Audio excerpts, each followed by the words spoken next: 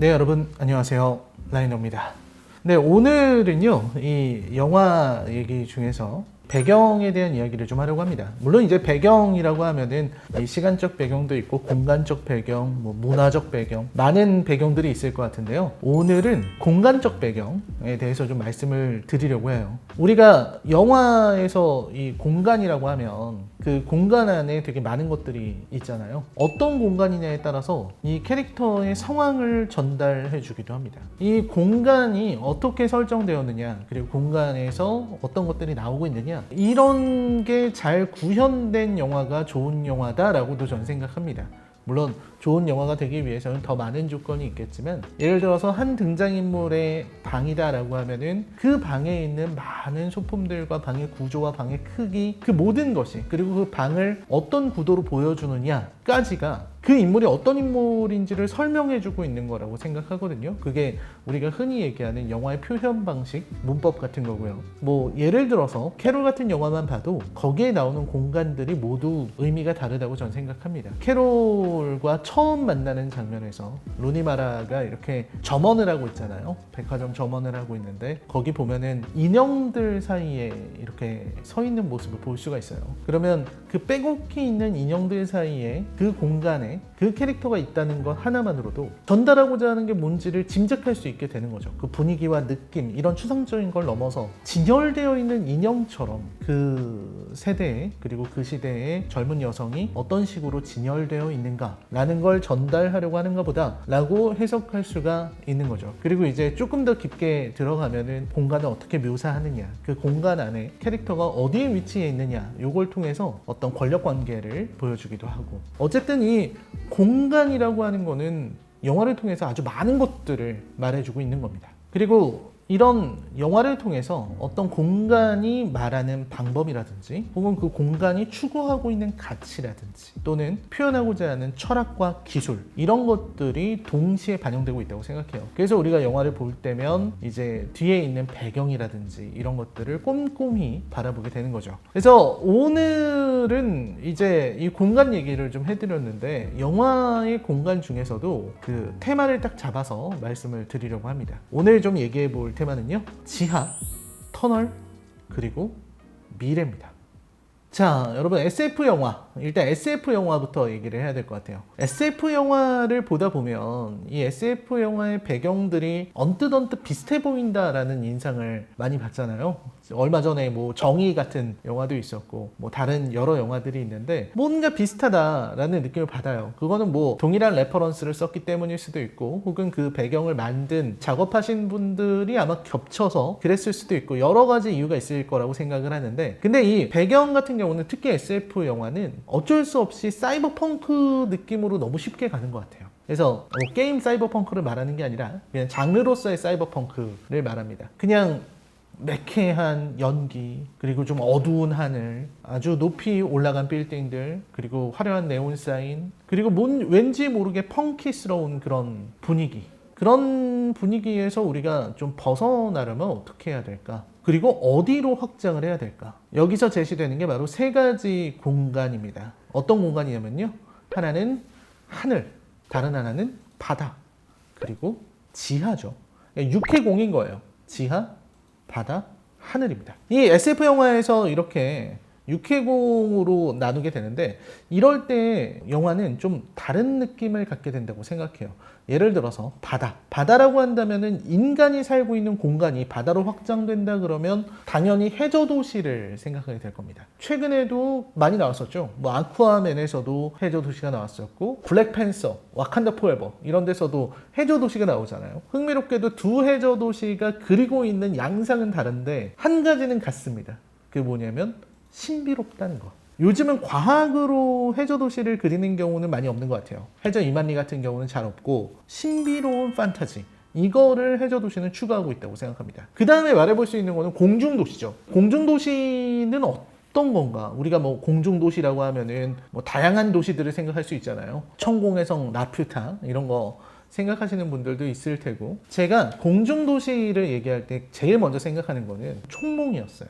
이 총몽이 이제 영화로 나온 게 알리타 베트렌젤이잖아요. 어쨌거나 하늘이라고 하는 거는 저는 어떤 인간의 꿈이라고 생각해요. 그러니까 사람은 언제나 꿈을 하늘로 꾸게 돼 있거든요. 그러니까 하늘을 날고 싶다거나 혹은 우리가 뭐 우주선을 만들어서 우주로 나가고 이런 것들이 저는 모두 꿈의 연장선에 있다고 생각합니다. 그래서 공중도시는 인간의 꿈을 묘사한다. 이렇게 말씀드릴 수 있을 것 같고요. 이 마지막으로 나오는 게 지하도시입니다. 이 지하도시는 우리가 어떻게 바라봐야 되냐? 지하도시는 저는 실현 가능한 미래. 이렇게 보죠. 이 중에서 해저도시하고 공중도시는 사실상 만들기가 어렵잖아요. 해저도시를 만들려면은 우리가 그 안에 있는 정말 그 압력과 그리고 물 속에서 어떻게 살아가는가에 대한 이런 것들이 극복돼야 되는데 그게 너무 힘들고 현실적으로. 공중도시가 되려면은 그 무거운 질량의 물체를 어떻게 공중으로 띄우느냐 하는 문제가 될 거 아니에요. 그런 것들이 사실 현실성이 있다고 보기 어려운데 지하도시는 지금 현실에서도 만들어지고 있다. 그리고 지하도시는 언제든지 도전할 수 있는 그런 장르라는 겁니다. 그래서 사실 SF에 나오는 지하도시들이 훨씬 더 설득력이 있는 거죠. 그래서 대표적인 사례로는 이제 시티 오브 엠버, 여러분들도 많은 분들이 보셨을 텐데 시티 오브 엠버에 나오는 그 지하도시의 모습들, 이런 것들이 우리가 바라볼 때는 가장 현실성 있는 미래일 것 같아요. 지하도시 얘기를 좀 더 깊게 해보자면 우리는 지하라는 공간을 조금 더 가깝게 여기는 것 같아요. 아주 오래전 뭐 원시 시대로 올라간다 그래도 땅을 파고 들어가서 동굴 같은 걸 만들고서 살거나 혹은 바닥에 구멍을 파서 지하실을 만들거나 하는 거는 위로 올라가는 것보다 훨씬 더 쉽게 이룰 수 있었던 것이라고 생각해요. 그리고 지금도 지하철역 같은 경우는 땅 아래로 계속해서 내려가는 그런 건축이잖아요. 지하 건축은 아주 고대부터 계속해서 이어져 왔던 것입니다. 그리고 이렇게 지하로 내려간다거나 땅 아래로 파고 내려가는 것은 언제나 새로운 가능성을 가져오는 것이기도 했습니다. 제가 아까 초반에 3가지 키워드를 얘기했고 그중에 첫 번째 지하에 대한 이야기를 계속하고 있었는데 그 핵심 키워드들 중에서 2번째가 바로 터널입니다. 왜 터널인 걸까요? 지하 공간을 만들어내는 가장 유용한 기술, 유용한 방법이 터널을 뚫는 거기 때문에 그렇죠. 우리가 지하철을 탈 때 그 지하철역과 그 공간들을 터널이라고 인식하지는 않습니다. 그냥 지하철역이라는 공간이 있다고 생각하고 그리고 그 지하철역이 이어지면서 지하 상가가 생겨나죠. 지하도 상가가 쭉 생겨나면서 지하철역에서 그냥 이동만 하는 게 아니라 거기서 쇼핑을 즐기기도 하고 그곳에서 휴식을 취하기도 하죠. 이런 것처럼 터널이라는 거는 이제 지하에다가 만드는 일종의 건축물의 개념으로 바라봐야 됩니다. 우리가 앞서 소개했던 작품들, 또 SF 작품에서 접하는 아주 많은 것들이 지하 도시들이잖아요. 데몰리션맨 같은 경우만 봐도 거기에 이제 지하 도시가 이렇게 쭉 나오는데 그 지하 도시들의 모습이 사실은 그냥 어떤 미래라고 볼 수 있는 거죠. 우리가 살고 있는 세계를 확장한 실현 가능성이 있는 미래라고 생각합니다. 그리고 그 지하 도시들 역시 그 도시를 만들기 위해서는 터널 공법이 시도되었을 거라는 걸 예상해 볼 수 있습니다. 뭐 터널이 아니면은 지하를 어떻게 뚫을 방법이 없잖아요. 그리고 무엇보다도 이런 어떤 터널이라든지 지하 공간의 연결 이런 것들은 우리가 살고 있는 세상을 좀 더 입체적으로 바라볼 수 있게 해주는 것 같아요. 왜냐면은 건물은 높이 올라갈 수 있지만 건물과 건물이 연결되는 것은 쉽지 않은데 지하에는 터널이라고 하는 건축물을 통해서 그 안에 있는 공간들이 서로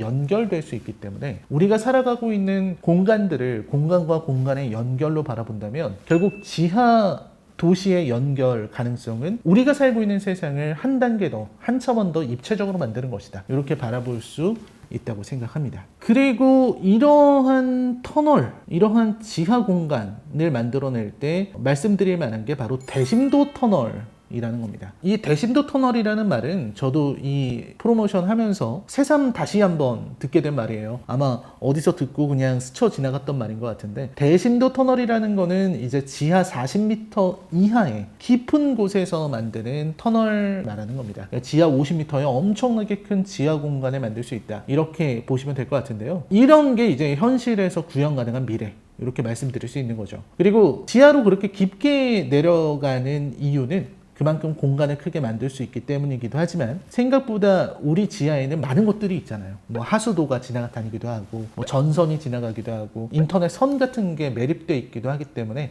그런 것들을 피해서 통로를 만들기 위해서는 지하 깊게 들어갈 필요가 있는 겁니다. 그래서 대심도 터널이 필요한 거고, 우리가 살고 있는 현실을 더 넓고 아늑하게 만드는 그런 새로운 공간이 지하에 펼쳐져 있는 것이죠. 근데 이런 질문하시는 분들이 많을 것 같아요. 이제 터널이라거나 영화 터널, 하정우 씨 나오는, 그 다음에 데이라이트 같은 영화가 있거든요. 거기서 나오는 것도 대심도 터널인데, 이런 영화가 대표적이죠. 이 터널이 무너져서 주인공이 혼자 고립돼서 탈출하고 바깥이랑 이렇게 연락하고 하는 일종의 재난 영화, 이런 것들 되게 많이 있잖아요. 그런 거 보면서 아니 뭐 터널은 좀 너무 위험한 거 아니냐 이렇게 물어보실 수 있어요. 우리가 굉장히 상상하기 쉬운 재난이 바로 터널에서 벌어지는 재난이고 거의 고립되는 거다 보니까 그렇게 생각할 수 있고, 그렇게 그런 소재들을 많이 접해 보셨을 수 있는데, 근데 한번 여러분 생각해 보시기 바랍니다. 우리가 지하철을 그렇게 많이 이용하는데, 뭐 일상적으로 지하철을 통해서 이동을 하는데, 혹시 지하철이 무너졌다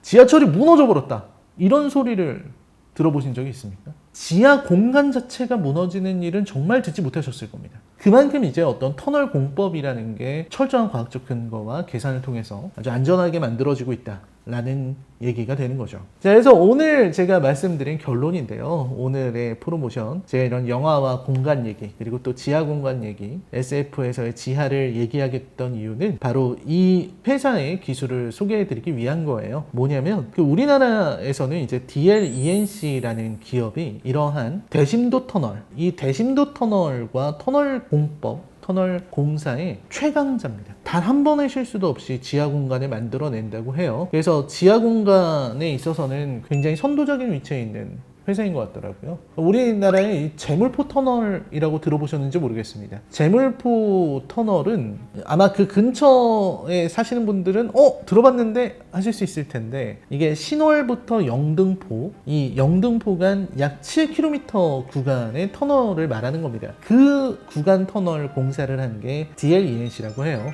그뿐만 아니라 싱가포르의 톰슨 라인, 이런 것들도 역시 DLENC의 작품이라고 합니다. DLENC가 공사한 작품들 보고 계신데, 진짜 이런 거를 보면 되게 생각해보면은 가끔씩 우리나라 이 기업들이 생각지도 못한 분야에서 최고의 위치에 있는 경우가 가끔씩 있는 것 같아요. 그러니까 다른 데서는 우리나라가 이런 것도 잘해? 라는 걸 생각하게 만드는 부분이 있는 것 같고요. 그리고 실제로 공사에서 나온 이런 결과물들, 공사 과정, 이런 거를 영화 만드는 사람들이 참고하면은 아마 터널 무너지고 막 터널에서 막 물 새고 물 차고 이런 영화를 만들기는 되게 어려울 거예요. 왜냐면 이게 그렇잖아요. 우리가 핵전쟁 난다 그래도 일단 지하철역을 찾아서 들어가고 방공호로, 그거를 이제 거꾸로 생각해 보면 지하 공간이 그만큼 안전하다라는 게 되는 거죠. 네, 오늘은 터널 이야기를 좀 해봤어요. 영화에 나오는 터널들, 그리고 지하도시, 지하공간 같은 거는 우리가 앞으로 나아갈 어떤 미래, 이 미래의 모습과 닿아 있다는 점을 말씀을 좀 드렸습니다. 지금 우리가 누리는 이 지하 공간의 모습들, 우리가 뭐 지하에 있는 지하 상가들이라든지, 우리가 코엑스라는 거대한 건축물을 생각해도 지하를 생각하지, 코엑스 2층, 3층 가서 놀진 않잖아요. 메가박스도 지하에 있습니다. 그런 것처럼 우리가 즐기게 될 미래상에는 또 지하 공간이 한 자리를 차지하고 있지 않을까 하는 생각이 듭니다. 네, 오늘 재밌게 보셨는지 모르겠습니다. 네, 여기서 인사드리겠습니다. 네, 시청해주셔서 감사합니다. 안녕히 계십시오.